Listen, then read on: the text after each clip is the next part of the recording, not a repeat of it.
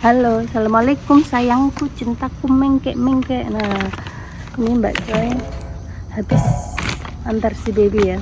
Terus sekalian ke dokter ya. Dokter ngapain?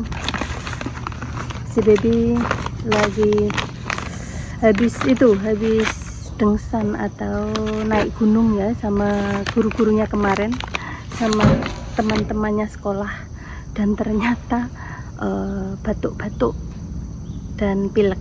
Mungkin karena kelelahan, capek ya, dan anginnya itu kencang sekali yang bisa membuat flu, batuk, pilek.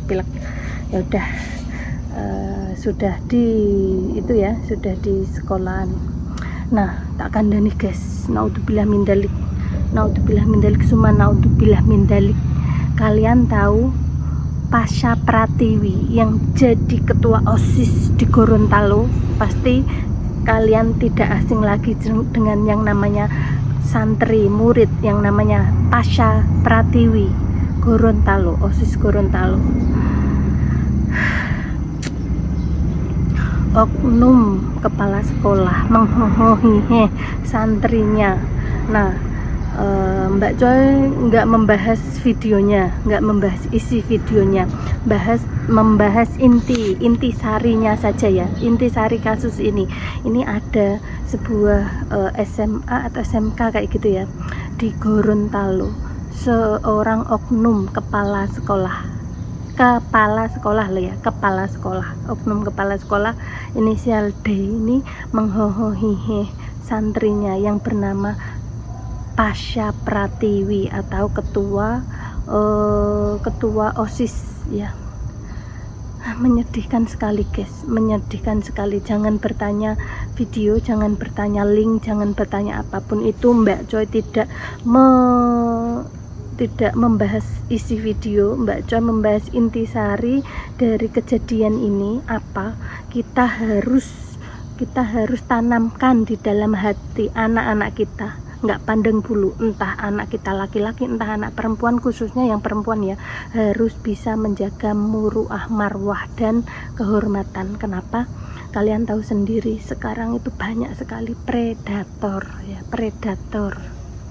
Ngerti predator? Jangan berlindung di atas kata-kata sama-sama suka. Namanya juga anak-anak kecil di bawah umur, entah itu suka sama suka, entah mau sama mau, entah ada keterpaksaan, entah ada keinginan yang ingin dicapainya, kelilit uang atau apapun itu. Pokoknya apapun itu penyebabnya, itu nggak dibahas. Maksudnya jangan menormalisasikan hal seperti itu. Kita fokus ke anak di bawah umur, perlindungan anak di bawah umur. Walau bagaimanapun ini sudah melanggar melanggar undang-undang, atau sudah termasuk kejahatan atau kriminal dan asusila ya kan ya, naudzubillah min dzalik ya. Maka dari itu kita itu harus terapkan pada anak-anak kita, entah laki-laki maupun perempuan, khususnya perempuan, mana batasan, mana larangan, mana area tubuh yang tidak bisa dipegang oleh orang lain. Kita itu harus terapkan sejak dini agar anak-anak kita itu sudah mempunyai pegangan, sudah mempunyai pengetahuan.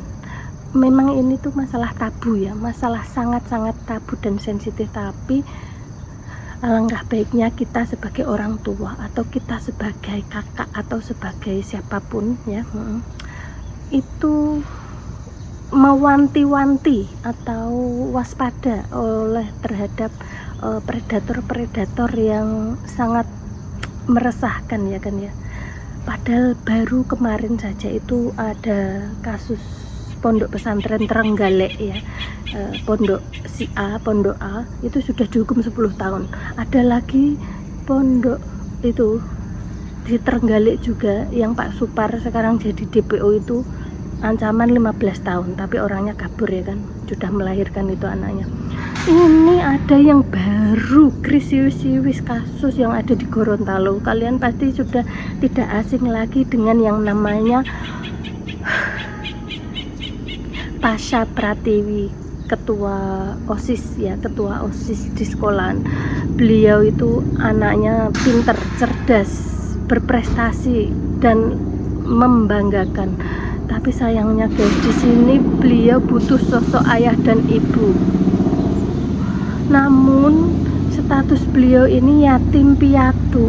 Pak kepala sekolah, oknum Pak kepala sekolah, gimana hati nurani jenengan Pak, yang seharusnya guru digugulan ditiru, tapi kenapa bapak ya, khususnya bapak ini tega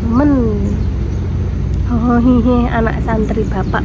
Bahkan di video ini Mbak Joy tidak membahas siapa yang merekam dan siapa yang itu menyebarkan. Namun di sini mungkin dari jasa yang merekam, temannya yang pakai seragam coklat atau apa itu ya, yang merekam ini mungkin salah ya, merekam dan menyebarkan UU ITE. Namun di sini itu ada yang bisa diterima itu soal dengan cara merekam dan bukan menyebarnya ya, merekamnya itu sebagai bukti bahwa si anak ini tuh selama 2 atau 3 tahun ini dipaksa untuk memenuhi hasrat sang guru atau oknum kepala sekolah ini. Kalian paham nggak?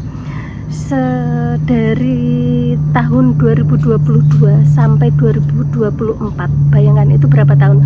2 atau 3 tahun ya kan? Bayangkan.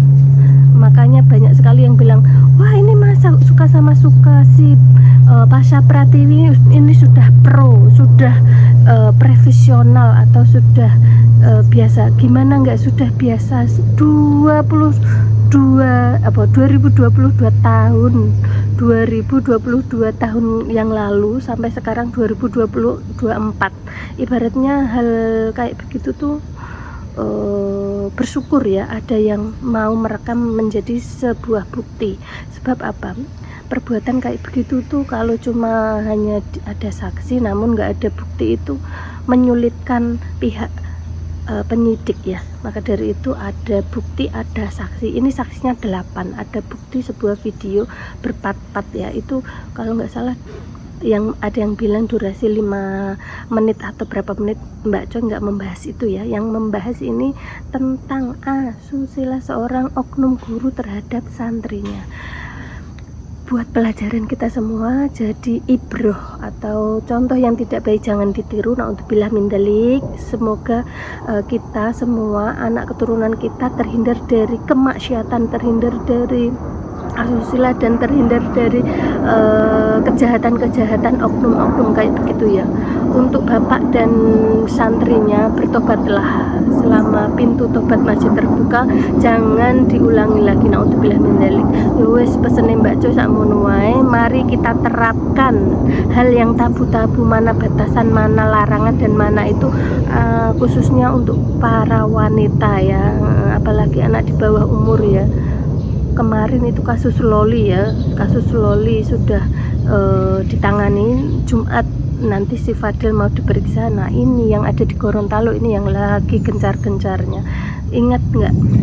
Pokoknya kita itu harus tanamkan di hati anak-anak untuk waspada, berhati-hati. Jangan lupa speak up jika ada anak yang menjadi korban.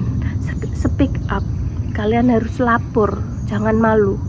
Itu bukan aib, ibaratnya bukan aib kalian yang itu, kalian itu menjadi korban. Harus speak up, harus ditindaklanjuti, harus diberantas dan diberhentikan, ibaratnya gitu, diselesaikan. Jangan ada oknum-oknum guru, oknum-oknum yang lain kayak begitu. Jangan sampai ada korban-korban yang lain, pasha yang lain. Ya wis sakmono ya. Assalamualaikum warahmatullahi wabarakatuh. Bye bye sarang.